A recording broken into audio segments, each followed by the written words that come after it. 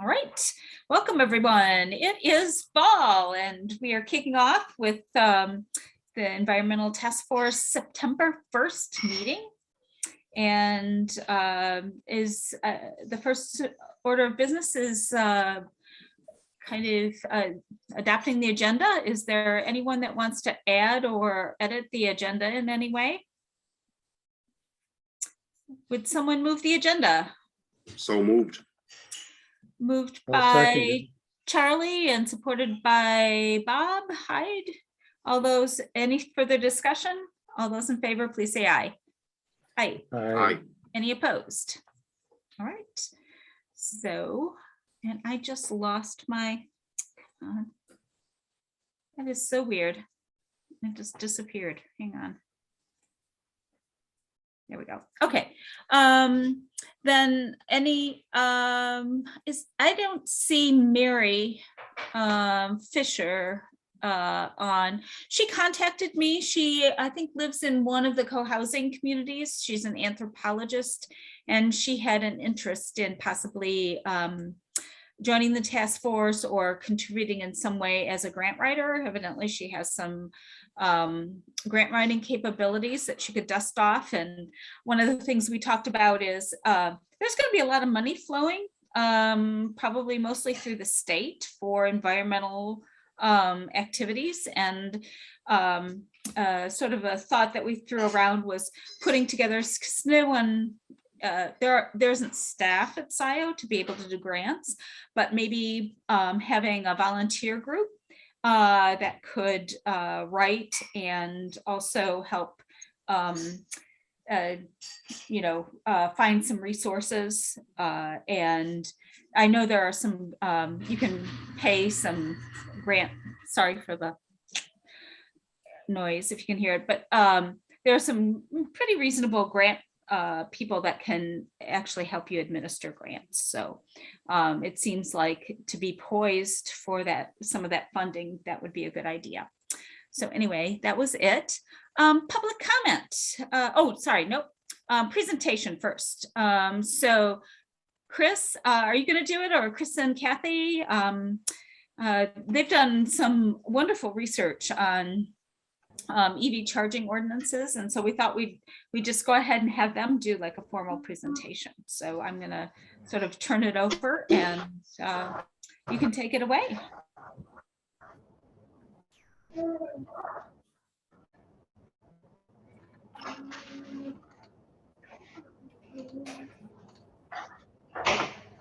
Thanks, Jan. Yeah, I'm gonna lead, and Kathy, please chime in. Okay. Can you guys see my screen okay? It's full screen. You know, it started screen You can see sharing, my but screen? it isn't sharing. I'm wondering, are you sharing from that? Sorry, I don't, maybe someone else can share and I can just talk to it because I have a weak internet connection. Yeah. Okay, it's Kathy, up do you think now. you could pull it up? Yep. It might be super laggy. I can put the link in the chat, and if someone else can share, that might work better. Okay, I'll go ahead and do that. Did you? Yeah, if you put the link in the chat, I'll go ahead and do that, and that might save your connection too. Okay.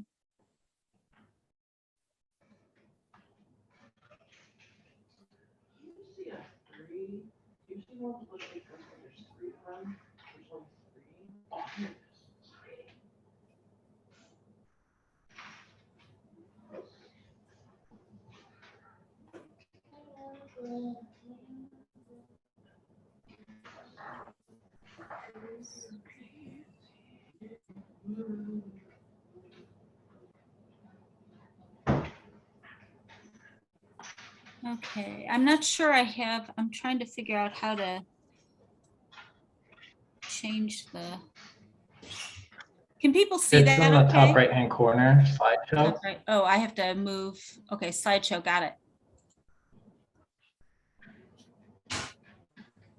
Okay, we're off. Awesome, thank you, Jan. Okay. Like Jan said, we've been doing a lot of research into zoning ordinances, and specifically how we can modify the existing zoning ordinances to support EV chargers When the existing zoning ordinances were written, there was obviously no mention of electric vehicles or electric vehicle chargers. None of that existed. I believe a set of consultants have been hired to review changes to zoning ordinances on a number of different topics. And so we're trying to take advantage of this opportunity, given that they're under review, and try and insert in some appropriate changes for electric vehicles. Next slide, please. This is an outline of what we're going to talk about. Before we can talk about zoning ordinances, I do want to make sure everyone's on the same page with respect to what type of vehicles this is applicable to, the basics of charging. So we'll spend some time talking about that, provide some background, and then we'll go into the specifics on zoning ordinances.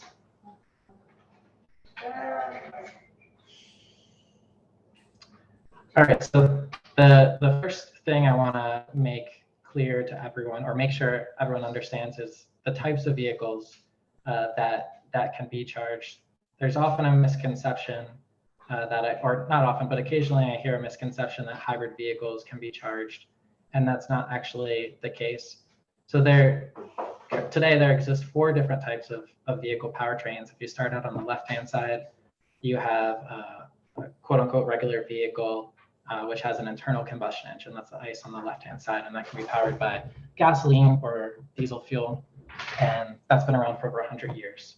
And you can see in the timeline on the bottom, in 1999, hybrid vehicles were introduced, and they have batteries and electric motors, but they're relatively small. And the key takeaway is 100% of their fuel source is still gasoline. And then about a decade ago, or a little more than a decade ago, in 2010, the first PHEV, plug-in hybrid electric vehicle, and the first fully battery electric vehicle, the Nissan Leaf and the Chevy Volt was the first PHEV, they were introduced. And they are the 2 vehicle types that can be charged. So battery electric vehicle has no gas engine whatsoever. It's relatively simple. You have a battery powering electric motors. A plug-in hybrid electric vehicle has a smaller battery and electric motor, but is still capable of driving some distance purely on electricity alone. And it varies on the model, of course, but it's on the order of something between 10 miles and 40 miles. And after the battery is depleted, then it essentially transitions into a conventional hybrid, an HEV, and use gasoline. PHEVs and battery electric vehicles are collectively known as plug-in electric vehicles. And if you look at any of the government documents on this subject or zoning ordinances, they'll often refer to them as PEVs, plug-in electric vehicles. This is some more detail in case you're interested to follow up later on these different powertrains, but I won't go into it right now. So we can continue. I wanted to have some examples. There's not a single vehicle that has all 4 of these different powertrain options, but there is one that comes close, and it's a very popular vehicle, the RAV4, and it has 3 of the 4 powertrain options. You can buy it with a normal gas engine, internal combustion engine. You can buy a hybrid variant. You could buy a plug-in hybrid, which actually has a very high electric-only range for a plug-in hybrid. It goes 42 miles before it acts like a normal hybrid vehicle. And there's not an all-electric version of the RAV4, but there's a similar size SUV. So this is just putting real-world examples to these concepts that I was describing a second ago. And I really want to highlight how quickly the market share of electric vehicles is increasing recently. If you ignore the orange curve and the blue curve and look at that purple curve, and then the key, it says PEV share of LDV. So now you know PEV is plug-in electric vehicles, that's battery electrics and plug-in hybrids. And LDV is light duty vehicles. And those are passenger vehicles consumers would buy, vehicles you see on Jackson Road at dealership. And as of the end of last month, the sale of plug-in electric vehicles was 7%, which is a huge spike. over the past few years. You can see at the beginning of the pandemic, it was as low as 2%. And the majority of these sales are fully electric vehicles, battery electric vehicles. 84% are BEVs, and then the remainder are plug-in hybrid electric vehicles. And this is only expected to continue to increase at a rapid clip. So there's a number of different types of chargers, which are tactile. You might see in literature and zoning ordinances, some referred to as EVSEs, which stands for electric vehicle supply equipment, but that's just chargers. And there's these three variants. So the first one is level 1, and that plugs into a standard outlet in your home, the same outlet you'd find in your kitchen and your bathroom that you plug a toaster or a hairdryer in. And most plug-in vehicles come with a level 1 charger for free. They're somewhat practical for plug-in hybrid electric vehicles that don't have a huge battery pack. But if you were to buy a battery electric vehicle that, for example, had a range of 300 miles and you depleted that battery completely and tried to charge it with a level 1 charger, it would literally take days. So they're not at all practical for that. Level 2 chargers have a much faster charging rate compared to level 1 chargers. They do require 240 volts, so they typically would require a professional installation. And then level 3 chargers, you would never find those at a home. You'd find them in a public place, and they charge your car. They're capable of charging your car faster than any other charger. But one key point I want to drive home is there's only one type of level 1 charger, but for level 2 and level 3 chargers, there's a broad spectrum of chargers within those categories. Level 2 chargers can have as small a power capability as 3 kilowatts, and then it can go all the way up to 20 kilowatts. So it really depends what type of level 2 charger is installed. And similarly with level 3 chargers, which are, I failed to mention, also referred to as DC fast chargers, they might have a power capability of as little as 50 kilowatts or 350 kilowatts. So never trust a car salesman or whoever who says your car can charge in X number of minutes, in 30 minutes. It's never that simple. It really depends on a large number of factors. The capability of the charger, which, as I just mentioned, can vary tremendously, how much power the charger can produce, the capability of the vehicle, how much power the vehicle can accept. It's also influenced by temperature. In the winter, it takes a bit longer. There's a number of factors, and it's important to understand that when we're talking about chargers. This is the EV charging pyramid. It was created by someone, I think, at Argonne National Lab. And the key point of this diagram is just to drive home the point that ideally we want to encourage as much charging as possible at home, because that's the cheapest place to do it. From a grid capacity, it's easiest. And then we do the bulk of our charging at home. Maybe we do the rest of our charging at workplace, and a small minority of the time we're using DC fast chargers. We're not using the DC fast charger that's closest to us in our neighborhood. We're really just using it when we're going across the state or across the country or to another city. There's often this misconception that people they imagine that if they buy an electric car, they're going to be using the DC fast charger that's closest to them, but in reality, they're probably going to be charging at their home 99.9% of the time. I do want to highlight some of the advantages of level 2 chargers over level 1 chargers, just because I think I've seen cases where people kind of become complacent with level 1 chargers. They can get by with using them and they don't consider upgrading to a level 2 charger. So the most obvious advantage of a level 2 charger is that it can charge faster. And it's obvious that it's going to be, because of that reason, it's going to be more expensive and it'd have to be required, it'd have to be installed by a professional. But what's less obvious is the fact that they're more efficient than level 1 chargers, and over a year of use, using a level 1 charger would equate to 100 kilograms more of emissions than if you were to use a level 2 charger. And these statistics that I found, I think they're super conservative, and they're pretty old. I wasn't able to find newer statistics. They're from 2014, when there's a very small market of chargers and electric vehicles. But I'm pretty confident that if the study were to be conducted again today, it would show a much wider gap in efficiency between level 2 chargers and level 1 chargers. We could go to the next slide, please. The other really neat advantages of level 2 chargers is that they're typically smart.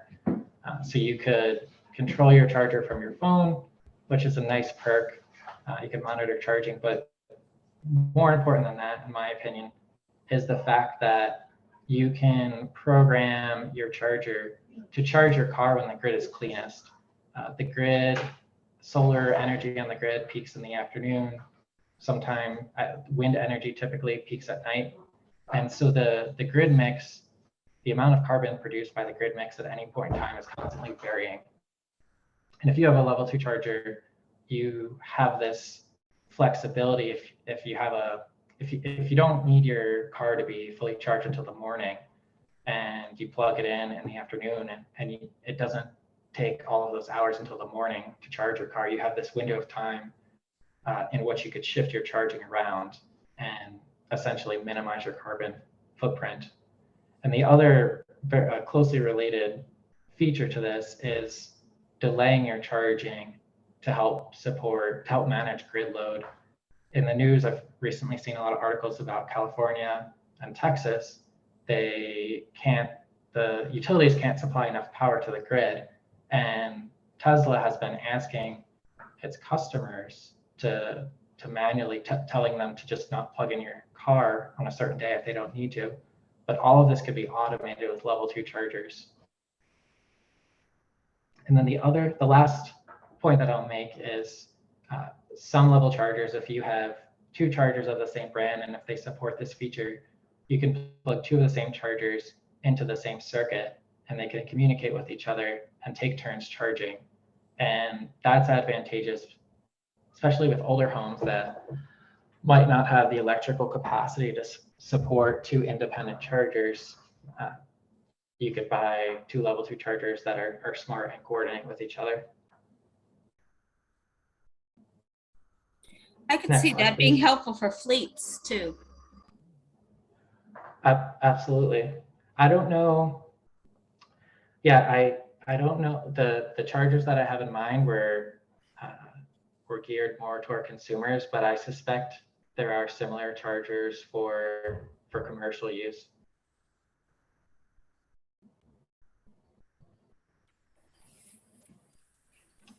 We can go to the next slide if there's no other questions.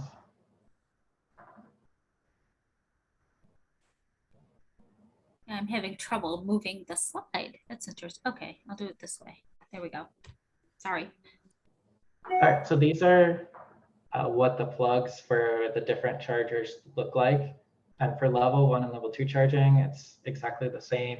And you might hear them referred to as J1772 chargers. That's the Society of Automotive Engineering, or SAE standard. For fast charging, there's 3 types of chargers shown, but the field is being narrowed to 2. So for everybody else, aside from Tesla, there's CCS, which is Combined Charging Standard, and CHAdeMO. And CHAdeMO is a Japanese standard. It was really only on 2 vehicles in the US, the Nissan Leaf and a Mitsubishi SUV. And Nissan has decided to move away from that connector and use CCS. And a lot of charging company installers charging networks are discontinuing installing CHAdeMO chargers at their public charging stations. So it's probably going to disappear. So it's really just going to be CCS and Tesla. And if you have Tesla, they're coming out with an adapter. I think it's unclear to me if there's already an adapter, but an adapter to go from your Tesla to CCS. We can go to the next slide. And then this was earlier today. I went to Meyer. I believe this is the only public charging station in Scio. And I plugged in my minivan because we didn't have power. We couldn't charge it at home. But you can see on the left-hand side, there's 2 DC fast chargers. And on the right-hand side, there's 4 level 2 chargers. And they're, 2 are installed on the same pole. Anyone who's been paying close attention, can you tell me why there's 2 different cables coming out of each DC fast charger?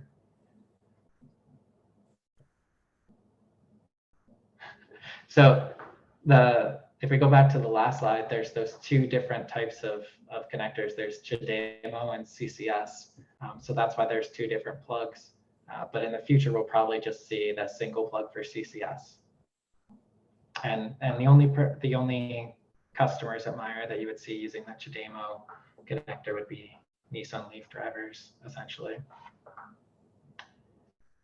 All right, I think that's the end of EV 101. Does anyone have any questions before I move on to the zoning ordinance proposals? Okay.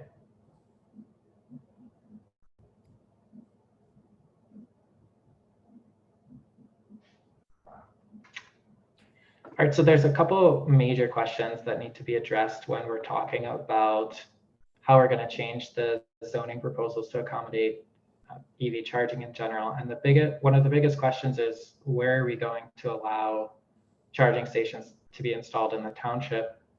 When we modify the zoning ordinances, we need to state which zoning districts they're permitted in, and more specifically, whether they're permitted as a primary use or an accessory to our primary use.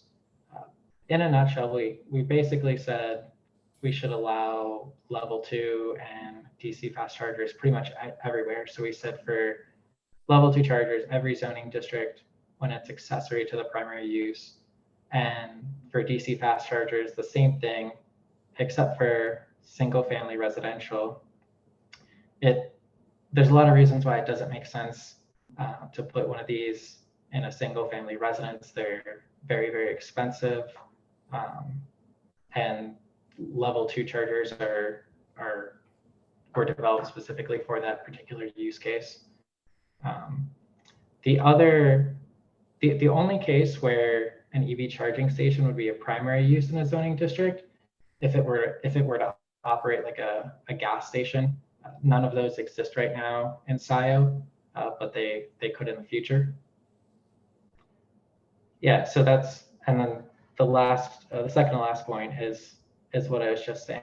So like currently the vast majority of EV charging stations are accessory to the primary use of the property for the zoning district. So that is possible because EV charging stations are relatively cheap compared to a gas station. You would never find a gas station installed in the parking lot of an office building for its workers, but you would find an EV charging station because it's financially possible. Any questions on this particular aspect of the zoning changes, the proposal for changing the zoning ordinances here? Chris, I'd like to also, I would also like to point out that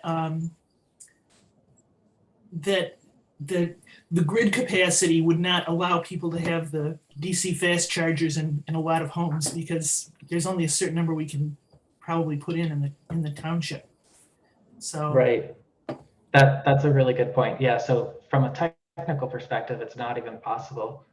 DC fast chargers require 3-phase 480-volt AC, and no one's home is wired to support those voltage levels. I see a couple of hand raised. I'll go ahead. This is John Boyd, husband of Pam Boyd.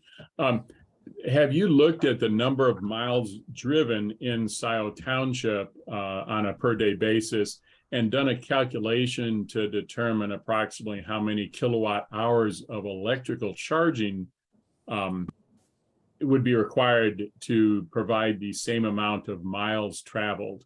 Just to get an idea, off, if you look at a limiting case in this kind of transition, what kind of electric infrastructure we'd actually need to be able to replace the internal combustion engines. Thanks. That's a great question.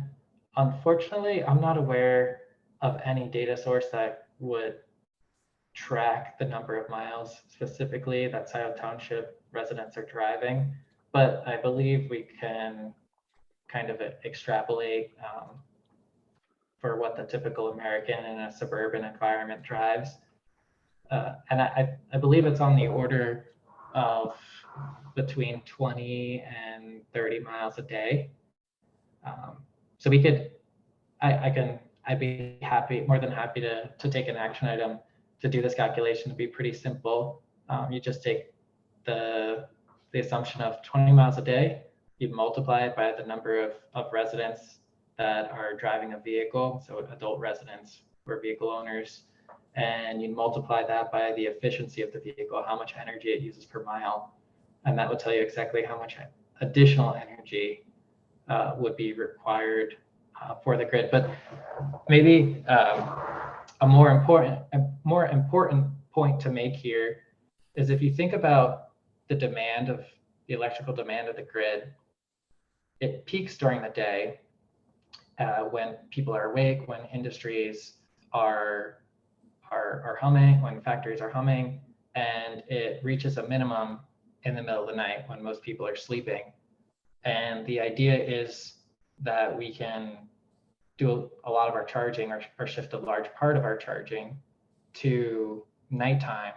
And that will actually help out grid operators in a way, because it'll even out the load. Instead of having these large fluctuations in electrical demand, you can flatten it out a bit.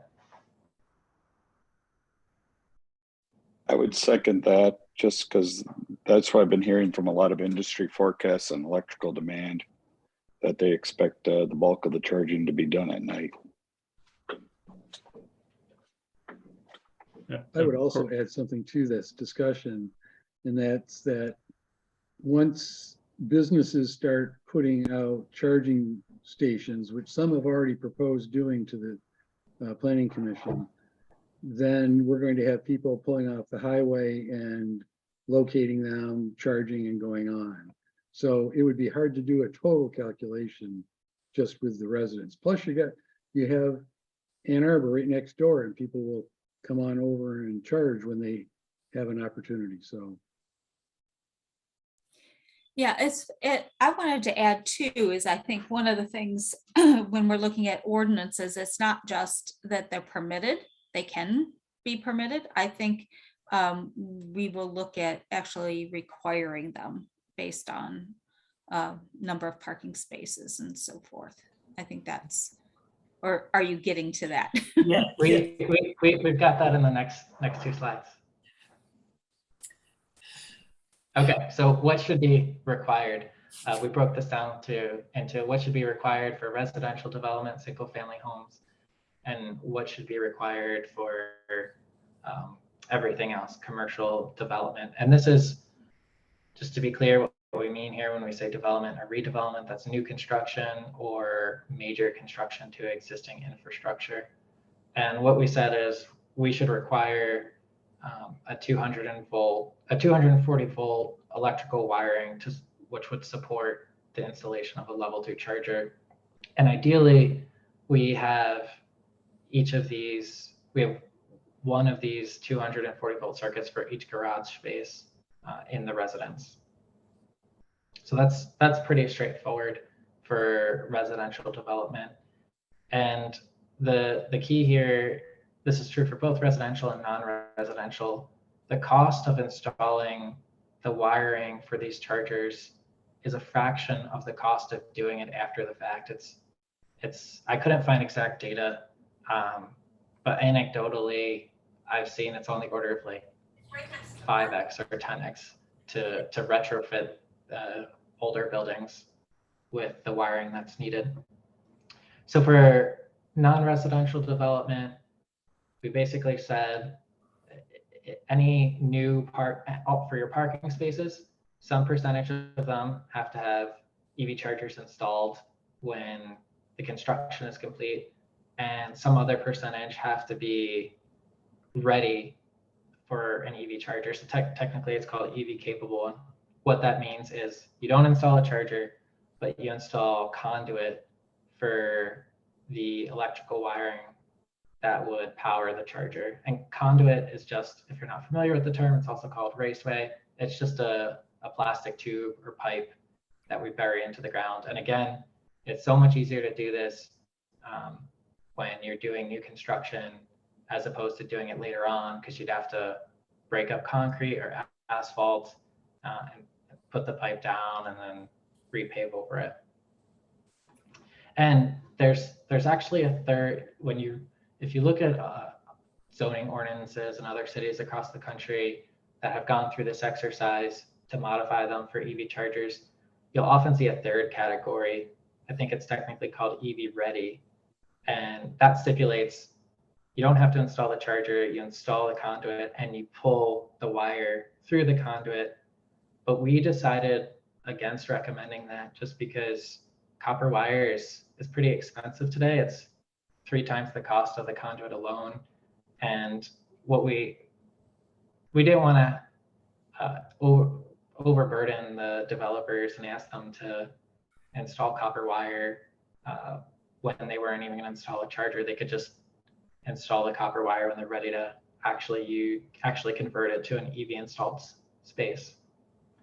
And then the last point I'll make, if you look at these percentages, they add up to essentially 100% where people sleep. Multifamily residential, that's one of the biggest needs for EV chargers, and then lodging as hotels. People will likely need to charge their EVs overnight. And anything you wanted to add here? Yeah, I just Kathy? think EV capable is also, they have to have the circuits available, right?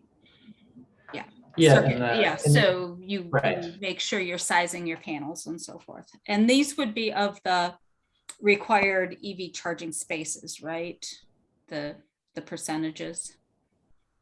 That's of the total parking percentages. Okay. So that's of the total spaces. If there's 100 spaces, Mm-hmm. then according to this, 10 would have to have EV chargers Mm-hmm. for the first example of multifamily residential. All right. Okay, thanks. These are based pretty closely on what Ann Arbor's requiring. And Ann Arbor just changed their code to eliminate the in-between categories. So Ann Arbor is going to just having capable and installed required. So similar to Ann Arbor. And there's also, I think in our recommendations, we've worded it such that there's always like exception or variances can be granted. Ann Arbor talked a lot about how that was necessary with their first draft of zoning ordinances. I think there's a church in Ann Arbor that made a case that the percentages were unreasonable, and the city agreed, and they revised these numbers. Mm-hmm. Yeah, and I think because some of the, like in multifamily, there are like guest parking spaces and so forth. So you take a look at the overall parking and figure out, like you said, I think that's what's key is where people are going to be there overnight. Right. Yeah. Okay. Thanks. That's great. And then some other considerations, we want to make sure that the chargers are accessible, ADA compliant. We need to adhere to NEC, National Electrical Code. There's a lot of specifics about the placement of the chargers, making sure that bollards are in place so that they don't get run over. We want to place these chargers. We want to avoid businesses placing chargers in shady corners of their parking lot that people would fear for their safety. We want them to be in easily visible locations that are well lighted. Did you have a question, Bob? Yeah, I did. Maybe I'll get to it later, but where would you want to have metered chargers, and where would you want to have free chargers, available to the resident? And do they have to be metered so that people don't just pull up and plug in? It's really up to the property owner whether they want to make the charger free for public use or they want to use it as an income source. All of the public chargers, like the ones at Meyer, they're quote unquote smart chargers. They're connected to the internet, and a lot of them you need an app to start charging. And they're actually working towards a new standard where you set up your billing information once and you just plug the charger in. You don't need an app and it starts charging. But the answer to your question is it's up to the property owner to decide whether they want to charge or not. Right, because it says public chargers shall be located where they'll be easily seen. Those would be the ones that would typically probably have to pay for. Maybe, let's say there's a coffee shop that does not want to make public charging available, but they have to put in some chargers and they're going to use them for employees, let's say, and they want to put those at the back. That would be reasonable because it's not a public charger. So that's the differentiation there. Honestly, though, my one thought is, do we have to make a rule on where public chargers be? If they're looking at them as an income source, they're going to want them to see where people can get at them, because otherwise they don't make money. That's why we had originally had a kind of discussion about and I know Ann Arbor did too, about do we want to require the chargers to be the closest spaces to the front door of the business? And we realized that no, it depends on how the business wants to run it. Maybe you have a drugstore and their average customer is only in there for 15 minutes and it's going to block up your best spots right by the door to have people charging for a long time, for an hour or something. So as long as they're seen, if they're public, if they're meant to be for the public, as long as they're seen, maybe there's a sign saying they're over here, and they're not in an unsafe spot that's dark or hidden or anything of that sort. It's for information and security, so people know where they are and they're safe using it. And technically, the ADA requires the barrier-free spaces to be the closest ones to the entrance. But that's really interesting because, the whole idea of I just thought of this is you also need to then create a barrier, make sure there's a barrier-free path from the charger to the entrance. Mm-hmm. Mm-hmm. The last point I'll make on this is businesses can look at this two different ways. They can offer free charging and use that as an incentive to lure customers. The first hour of I'm sure a lot of people aren't aware of this. The first hour of charging at Meyer is free. And then after that, you do have to pay, but I'm in and out of Meyer in less than an hour typically, and that's a big incentive for me to go there. Or they could look at it as, I'll just charge for the use of the charger, and that's a direct revenue stream. And perhaps they're doing double duty. They're making money through the charger and through attracting customers. And then the last point I have on the slide is super obvious. It was just chargers for single family homes need to be installed in or near the garage. So I kind of alluded to the next steps.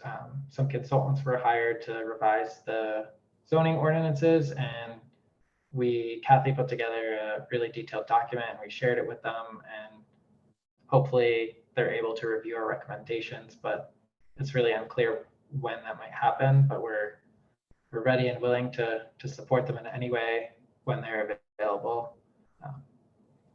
And then, Yeah, and thanks. And just so people know that there's the planning consultant is working on a list of revised ordinances with the planning commission right now. With first one is the PUD ordinance, where we have several. It's a list of maybe 10 or 12. But yeah, we did forward the research and so forth, and I'm trying to push them to get moving a little faster than they're rolling at this point, because the zoning ordinance have to go through the planning commission and then also the trustees before they are actually enacted. So it's a, you know, a two, you know, we can only, the planning commission can only recommend. So I am trying to push it faster than it seems to be going at this point. So thank you, because this is, you know, and the document that they put together was really detailed and well researched. So thank you so much for doing all that legwork. thank you. Mm-hmm. One last slide, we'll wrap up. So the last thing I want to leave everyone with, go back to the slide that I had at the beginning of the presentation. EVs are here, PEVs are here. They're going to continue to grab a larger and larger share of new car sales. And even so, there's a ton of people who won't be able to take advantage of the EV revolution simply because they won't have a place to charge their car. And a lot of those people, maybe in Scio Township, they're people who rent apartments, own condos, who maybe have, you know, asked their apartment management to consider EV chargers, but nothing's happening. So we can help them out by changing the zoning codes to require that chargers are installed the next time a new condo development is built, or the next time apartment complex decides to repave their parking lots and rip them up. So it's a matter of accessibility, and it's also a matter of affordability. One of the biggest advantages of owning a plug-in electric vehicle is that the fueling, the quote unquote fueling cost is much lower. It's much lower than gasoline. And you really can only take advantage of that if you're charging at home. If you're charging at a business, in a public space, or using a DC fast charger, it's going to be much more expensive, and you're not reaping the benefits of owning an electric vehicle. So thanks for listening. I appreciate your patience and your attention. Thank you. Thank you. Very nice work. Yeah. Thank you. And just so folks know, basically with the PUDs, the Planning Commission is requiring EV charging. We need to be a little more specific, and the PUD agreements will have more of the specifics of what that actually means. We also have they've only gone through preliminary PUD approval, but there's it's a BMW, Mercedes, and Land Rover that's going in where American Broach was on Jackson Road. And as part of their public benefit is they're planning on, I think it's 6 fast chargers. Now, all of this has to be approved by DTE because they have to be able to provide the power. And I forget how many level 2 chargers.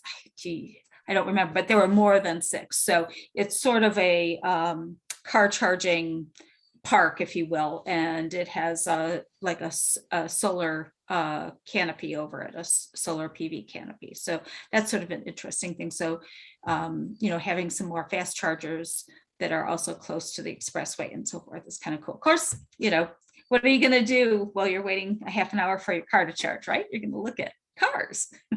But anyway, it's still a benefit. So with that, any other questions or comments on the presentation? Okay, we'll go ahead and move to public comment. Do we have any, does anyone from the public want to make any comments? or address the task force on anything? There's another public comment portion at the end of the meeting too. Okay, seeing none, then we'll go on and move on to the C's team update. Yeah, thank you, Jan. And thank you, Chris and Kathy, for that presentation. That was really informative and really easy to take notes on too, like more so than some of my classes that I've taken in the past. But yeah, anyway, so this summer was really successful for us in distributing our survey. As of now, we have 282 responses. We were going to close the survey last night, but we found today that a few more people had responded. So we're actually gonna close the survey next Tuesday. So this is your last chance these next few days to get the word out. And so, yeah, some updates from August since the last meeting. A few of us tabled at the polls that first Tuesday in August in order to distribute more of our surveys, and that actually went really well. We had a lot of people that stopped by and took our little cards. And then also there's an update with the co-housing that we use to distribute some surveys. I don't know, Kyle, would you like to give more information? Yeah, I mean, we reached out to a few to try to get some younger demographics that we were missing after looking at some stuff, preliminary results early in June and July. And so we were able to distribute the survey to Sunward and Touchstone co-housing as well in August, and I think got some responses from them. Yeah, awesome. Yeah, so with the distribution mainly completed, we plan to begin our data analysis next week after we close the survey on Tuesday. So that will happen all through fall semester, and we'll also, as we go along and if we see if that we're missing any information, we will try and reach out for more interviews for some more expert knowledge on potential missing information. And then we plan to have our recommendations ready for you all by November 3rd, so that the recommendations can be more formalized for the November 14th meeting, I believe, for the Planning Commission and Board of Trustees.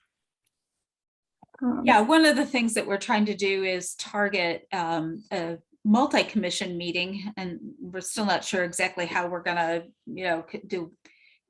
If the Planning Commission hosts it, hopefully we can be the public forum for it, and then other people can just join. It doesn't have to be everybody opening their own meeting, etc.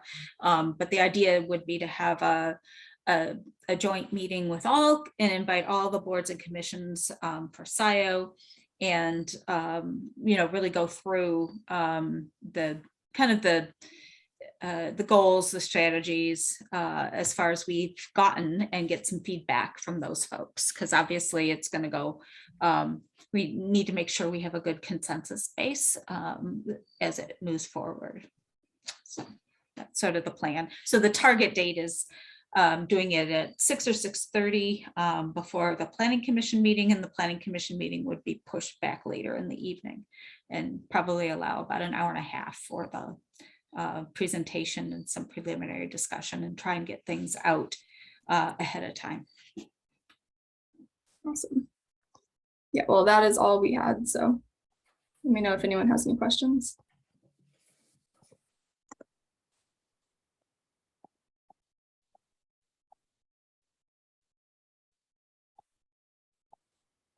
Okay, that's good. Just lost my agenda. Hang on.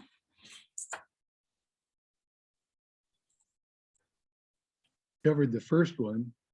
I know. It's oh geez, I must have closed it out. Anyway, does anyone have the agenda open? Yeah, it's your next is proposed joint meeting with board and commissions. November Okay, 14th. yeah. So that's the 14th, kind of time to be determined. I'm trying to work it out and issue that invitation. So if we do it early enough, hopefully we can get some good feedback on that. All right, Kathy, yeah, if you would just kind of go through I'm sorry about that, but if you could just kind of go through the next item. Okay. The next thing is summer 2023 event, which is something the transportation working group was talking about. Jan, you had kind of asked us to look into the possibility of getting help from DTE and having an event similar to what they had at Pioneer High School in mid-August, where they had electric vehicles available for test drives. And we were suggesting maybe also having electric bikes and that sort of thing. You were suggesting in conjunction with the Jackson Cruise. But when we talked about it, first of all, it seemed like there's not a good place to set up that people from Jackson Cruise would be coming by. Second of all, it doesn't seem like the right crowd of people that might be as interested in, say, electric bikes. Anyway, so as we talked more about it, we said, yes, but there is value in having some kind of event, maybe making another summer event in Scio where people could do that. And we talked about just those things, electrify your ride kind of thing. But then we were saying, wouldn't it be cool if we could have something more like an Ann Arbor Green Fair where a lot of things were highlighted and people could see what we were doing, but such an event would be very time consuming, a lot of work. But I'm thinking this could become an annual event and, you know, involve high school classes from Ann Arbor and Dexter, involve each of our groups putting up displays of sorts. It could be very, very big and widespread. It could be more small and focused, could be a series of events, but we were just wondering if it would be helpful to just kind of brainstorm if anybody, see if there's any interest in that kind of thing and just talk about it as a task force. Do we want to try something like this? And if so, at what level? So, thoughts? A good question. Lots of questions. Yeah, thoughts. People, what are you thinking?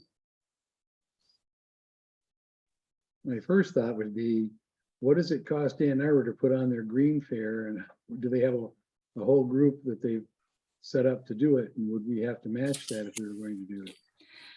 Yeah, I could ask a little bit. I know with the Green Fair, there is a cost. OSI now runs it. We could find out what it is. They do charge for each of the booths, but then they provide like tables and chairs and that kind of thing. It's like $50 for a nonprofit and $150 for a for-profit organization. They do get some sponsorships and so forth. They are now doing it. They're going to do a fall one. I'm tired of this, but sorry, in October too. So yeah, I could ask them, you know, what the budget is and kind of what they do. But part of it is also to find a location in Scio. Could we do it at the township building or in the parking lot in front of the county building, like a highly visible space, the Meyer parking lot? Mm-hmm. If we do it in the summer, it could potentially be outdoors. Mm-hmm. Maybe we just would need a tent.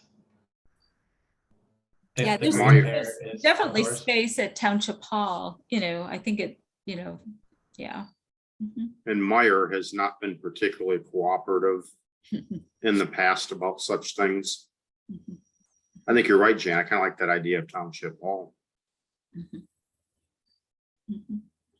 And actually, you know, there could be some stuff going on about land preservation and some of the, you know, the other initiatives that are happening too. Mm-hmm. Demonstration and composting, Mm-hmm.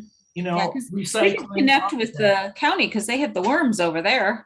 That's, Oh, there you go. that's the other thing is another way to go would be to convince the county to do it in partnership with us and get many more resources, hopefully.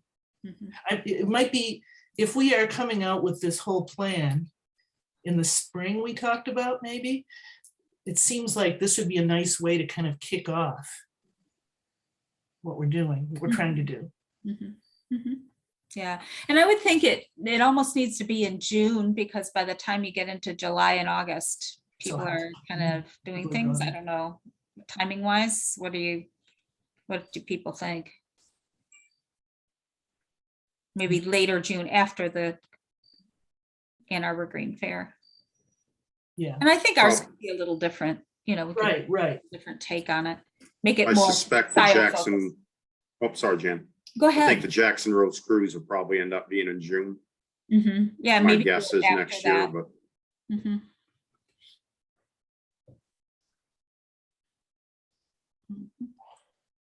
Yeah, or, if we do it at Township Hall, doing it at the same time really isn't a conflict that much. that's The true. vote would be different. You'd just be, Concurrent. yeah, and maybe each of the events would get a little more attendance if you did do them concurrently, not necessarily collaboratively, but concurrently. I don't know. Could work. Although the cruise is on a Saturday, right? Hmm. Yeah, might work. Okay. Any other folks have thoughts? Where do we want to go with it? Should we continue talking in a more formal way, or? Yeah, I think maybe, think through maybe a proposal, what it might, what we would target, and, I think making it a Scio focused, and I think we could contact the county, certainly the, if, you have people that could bring in their, it's the toxic waste sort of thing. We could ask if they would open and talk about the composting, the zero waste, the worms, because they have those demonstration projects there. There might be, several things that we could do. And Rain gardens? yeah, because the county does the rain garden thing, and so there could be, and maybe between the county and the township, there could be some active workshops that were going on at the same time. So it's maybe, rather than, this fair kind of event, it's more of a, an education event, and and providing some activities for kids and things like that. Mhm. Okay. So it's different than, kind of what Ann Arbor's doing. Right. Mhm. Mhm. Okay. We'll talk more. Okay. Next on the agenda was proposal for C's 2023-2024 team. Yeah, okay, so coming up is there's a sorry guys, we're already talking about your replacements, but you've just been so fun to work with. The way that the C's teams work is there is what is it? It's sort of like an intent to make a proposal for a C's team, and that's due next Friday. And I think Jane, I haven't connected with Jane. Yeah, exactly. And what happens is you intend to make a proposal, and then the proposals due, like, I think the 25th of September.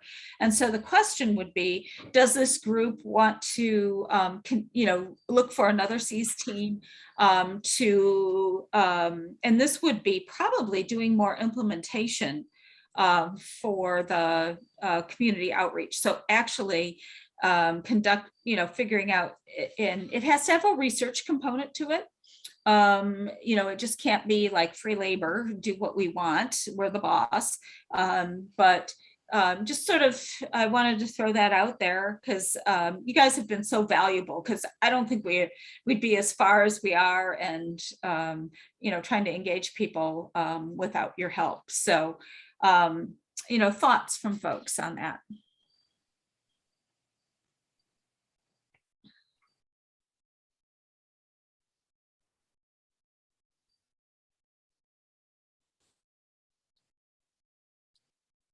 And yes, Jane and I would write it. So we're not asking for volunteers to write it. Just, thinking through, having that group. And Ray has been very responsive in that he's definitely willing to continue to have support Scio's efforts. So he's and raise the faculty advisor, and you always have to have a faculty advisor. Yeah. So thoughts there. Anyone, I mean, have reservations, have ideas, thoughts on that?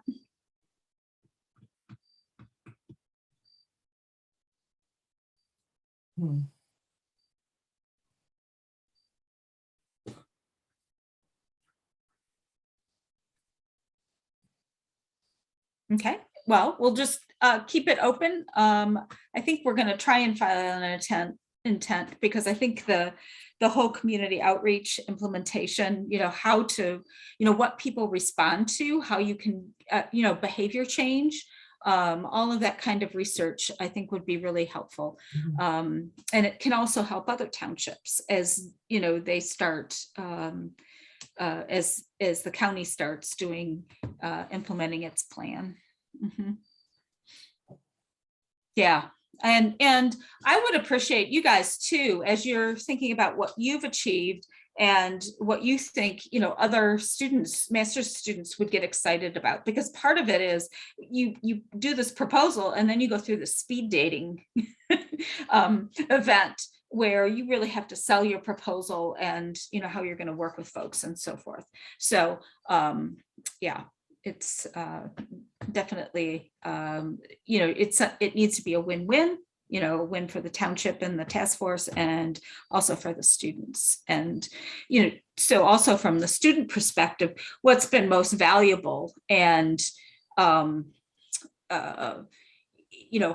think we can use some of your feedback to help tailor what that proposal looks like. So Jan, what is the timeline for getting the proposal in, getting our ideas firmed up? Yeah, so we have to kind of have a pretty good idea of what we're thinking about by the 9th. That's the deadline for the intent. And then the 25th is the final proposal. And yeah, a team meeting, that would be good. And then by the end of the term, it's somewhere, I think it's in November, they do the speed dating thing. And then by the end of the term, you're either selected or not.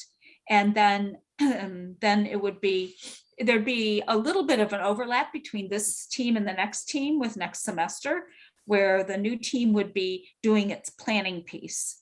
And one of the reasons that we were able to make as much progress as we did over the summer is because we did have 2 interns that were paid interns. And that's also a really valuable thing because it allows, I mean, the team can, it's not that they're necessarily doing the project work, but they're enhancing what that project is.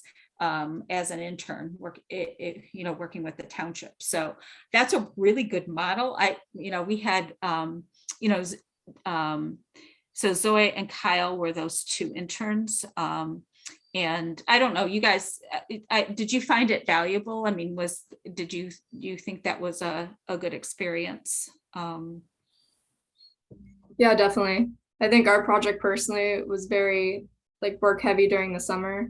Data analysis will be a decent amount of work, but for the most part, distributing, surveying, community engagement happened over the summer. So it was, really beneficial and nice to be paid. Well, and I think it got us more data than we would have gotten, without that effort. Yeah, agree. Okay. So anyway, yeah, we can talk a little bit more about that with the team, but I think that's a really nice resource for the task force. Okay. All right. Next item. Newsletter website. Oh yeah. Okay.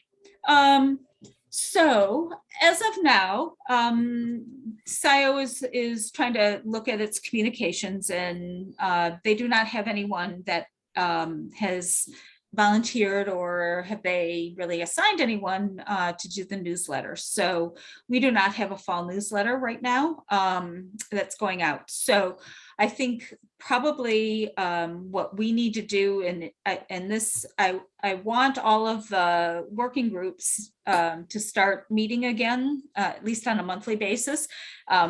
Mobility, you know, put everyone to to shame with all the work that you guys have done.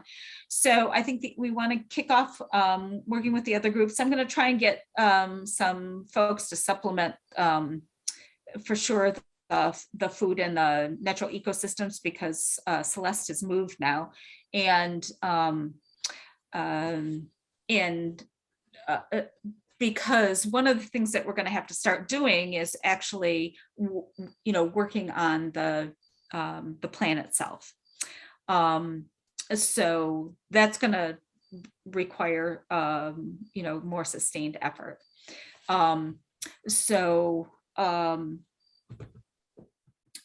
Number one, start convening again. And number two, I think our only means of communication really is going to be the website at this point.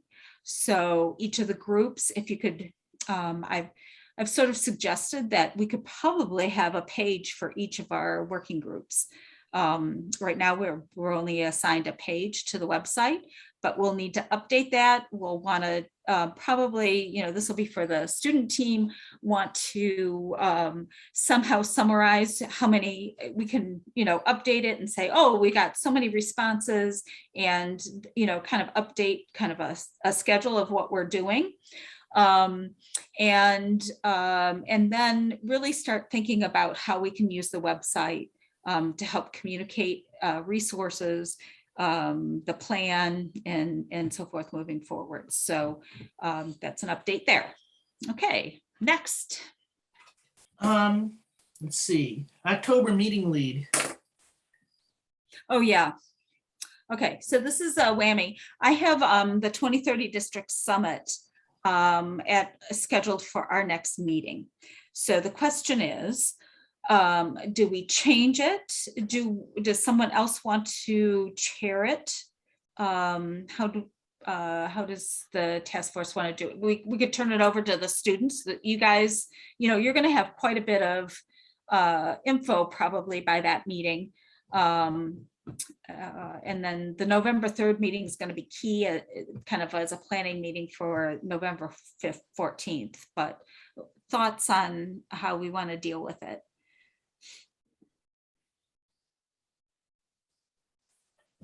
Can we make it 1 week later, or? We could do that. Do people have want to do it on the second, which would be the 13th? Any? Right now, it looks like it would work for me. Anyone else have a conflict on the 13th? And what, wasn't that, you said October meeting? Yeah, the 6th, we have a Right. summit for all the 2030 districts across the country, and I won't be able to tune Oh, I in. didn't see the calendar right. Okay, I was gonna question that 13th. I just didn't look at it right. Sorry. Oh, no, that's okay. I can make it on the Mhm. 13th. Okay. All right.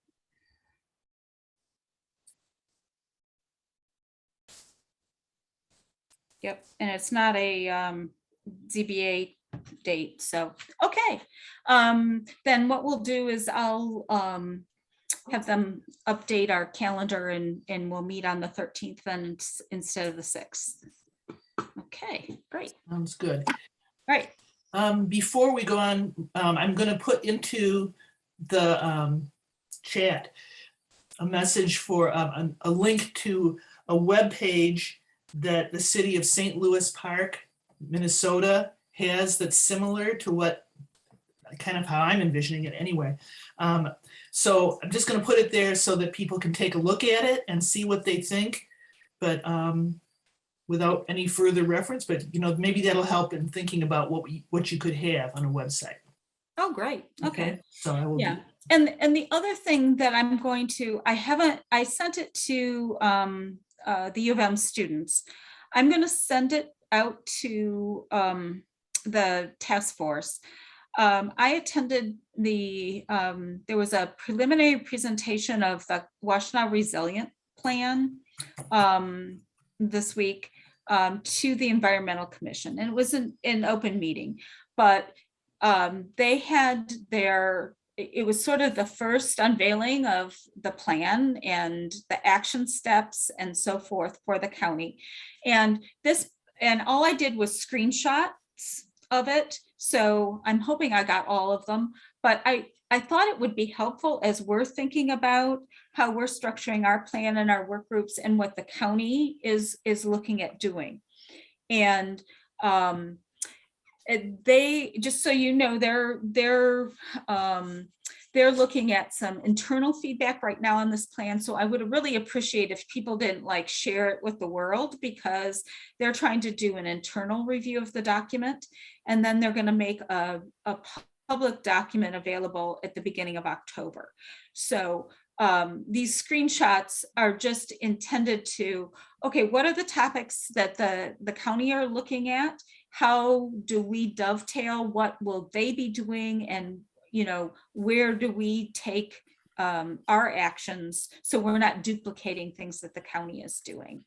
And how do we take what the county is doing and apply it to Scio? So I will send that out, but I really want to make sure that people know that it's really, even though it was a public meeting, it's not ready for public feedback or anything. No, it's more or less for our information as we're looking at structuring our plan.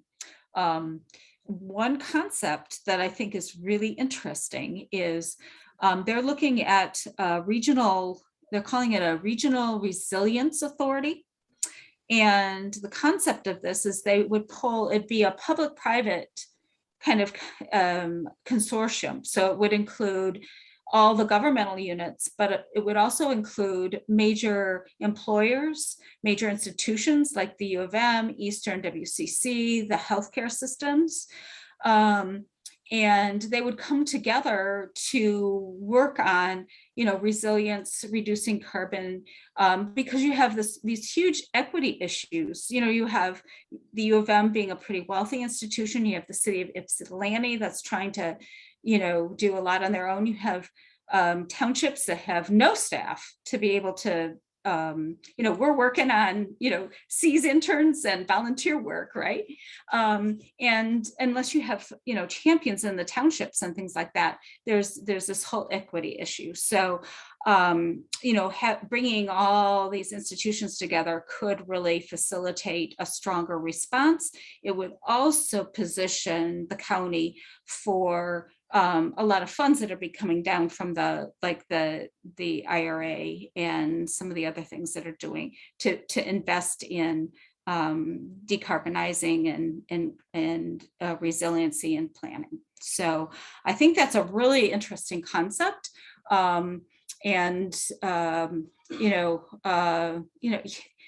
If everybody's got their paddle in the water and moving in the same direction, it's pretty powerful. So I think that could be really interesting. So anyway, that's that. So please, when I send that out, you know, use it. It's an internal use document and not something. The other thing, it's only a partial part of the plan. It's their action steps.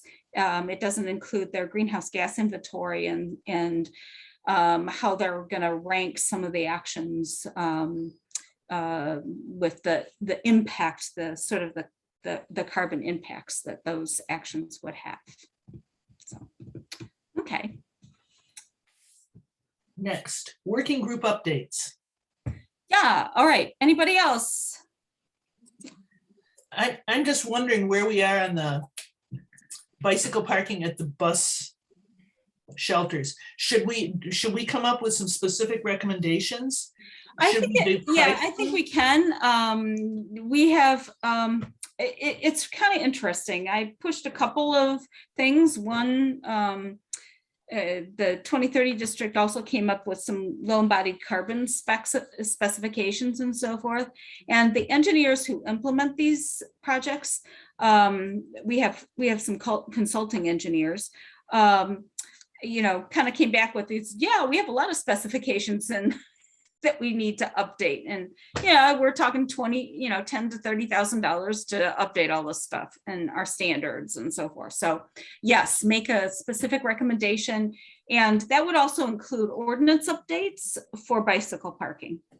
Yeah. Oh, okay. So I would do it We're working on that combined. anyway. But Yeah. is that part of the same project as for the bus shelter, or just specific Yeah. to the bus shelter? It's a miss for the bus shelters. They were under construction, the contracts were let, and I couldn't get them to add. And they have to also determine whether it's a DDA kind of thing Mhm. or a TAP funding, where the funding comes from. So, but to have bus shelters without bike parking, especially at larger stops, seems a little like a miss. But yeah. I will forward to you what we worked on at our last meeting, what we have put together so far, and you tell me what I still need, okay? Okay, that'd be great. Okay.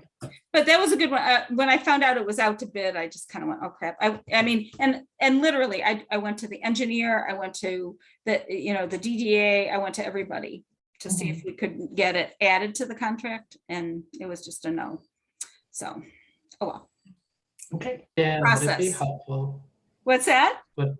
Would it be helpful in the proposal to include estimated labor costs for the shelters?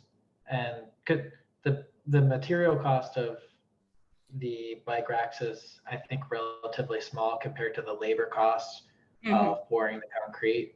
Yeah, and also they have to incorporate them into the bid documents. So there's design costs to it too. Mhm. Would it be helpful if in the proposal we Yeah, reach you out could, to and I would do a different- range. Sure. Okay, Yeah, okay, that's that great. helps, okay, Thank you. Okay. okay. Other groups. Nice. I guess I could just give you a real quick update on materials and waste. Because I see that we're running out of time here. Actually, I think we ran out of time. But anyway, We're going to we've be met- close.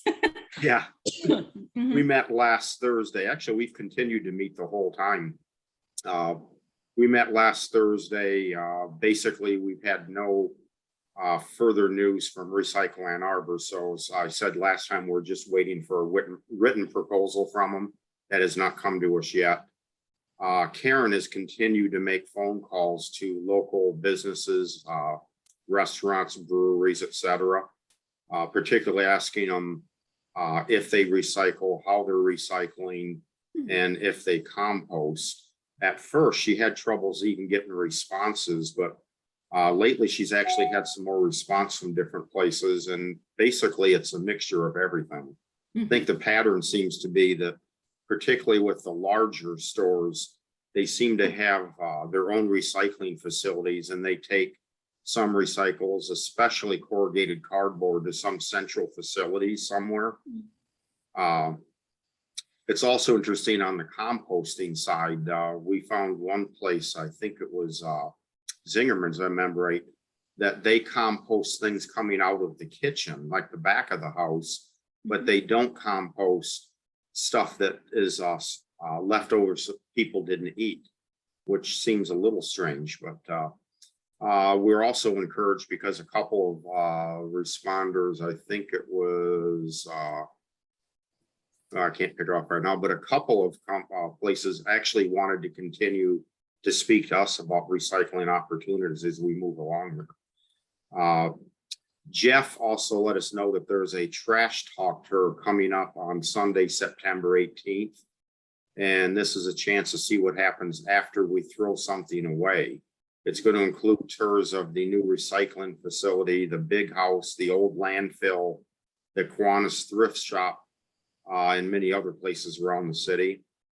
He also reported, this was very encouraging, that he has had a conversation with Jane Vogel, you, Jan, and Tim Redmond to put together a concept paper for a Scio community composting facility. And I won't take the time to read it, but it'll be in our report when we submit it. He has actually written up a first draft of that. Oh, wow. And I believe that is it. Hey, Charlie. Yes, Just to sneak in here, that it's not a complete first draft, it's the opening section of the first draft, just explaining the need. oh, yes, thank you. Yeah, I'm Yeah. gonna explain activities and goals and other things later on in it, but I thought, well, I finished that first section. I'd like people to look at it and let's see if we're good with it. Right. It's a good Yeah. start. And you guys look, there's a whole section on the circular economy in the county actions that I think, and Recycle Ann Arbor was a big part of that as RSS too, in putting that together. So do look at that when I send that out. Mhm. Okay, any other groups? Okay, buildings, just want to update that we did get, there's going to be the solar for the fire department is going to be on the, hopefully will be on the agenda for a contract award on September 13th. Got the RFPs back on that and they want to proceed with it. And now the good news is with the IRA, nonprofits and governmental entities can get a direct pay for the 30%. That's the tax credit. That is a game changer for installing solar on it for nonprofits and governmental entities and schools and everything else. 30% is a huge difference. And it now also covers storage, which is awesome. So hopefully the trustees will vote to move ahead with that. We just have to finish up the grant report. We replaced 114 fixtures at Township Hall, got really interesting some other things to do with the HVAC system, and also have some proposals going forward for electrifying, going to heat pumps for the rooftop units. There's some air quality improvements that are a part of that, but it is probably triple the cost of just replacing the units that are there. But obviously some significant benefits to that. So we'll see where that goes. That'll probably have to be in next year's township budget. So those are some specific things. And then we have to get to trying to work out, and we may have to kind of wait for Ann Arbor to go first, but I noticed even Pittsfield is putting some building performance standards into some of their zoning ordinances. So we're going to see what we can push to for buildings.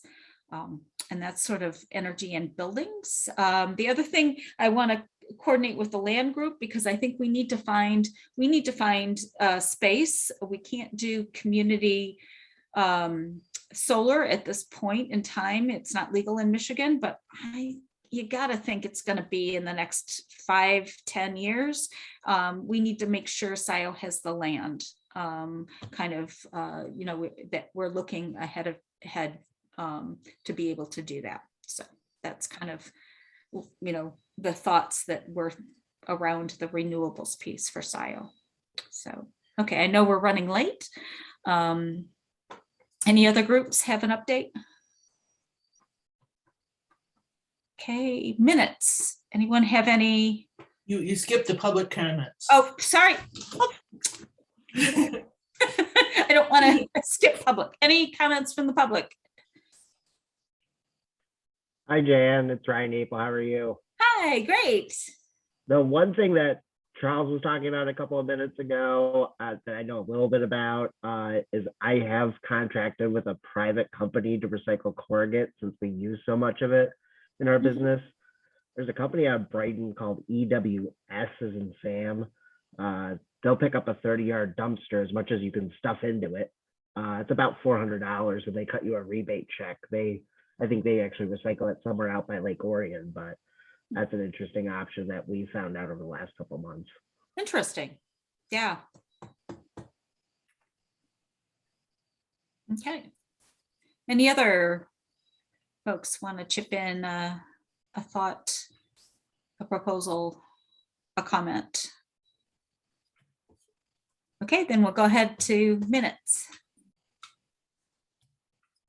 Does anyone have any additions, revisions to Kathy's wonderful minutes? Can I get a motion to approve? So moved. Moved by Bob Hyde. Support? Charlie? Sure. Okay. All right. All those in favor? Aye. Say aye. Aye. Okay, any opposed? All right. So we'll get those posted. Any other announcements or anything that folks want to draw to our attention? If you haven't read about the IRA and buildings and solar for residences, there's also a whole bunch of rebates depending on, you know, your income levels and so forth for retrofitting houses.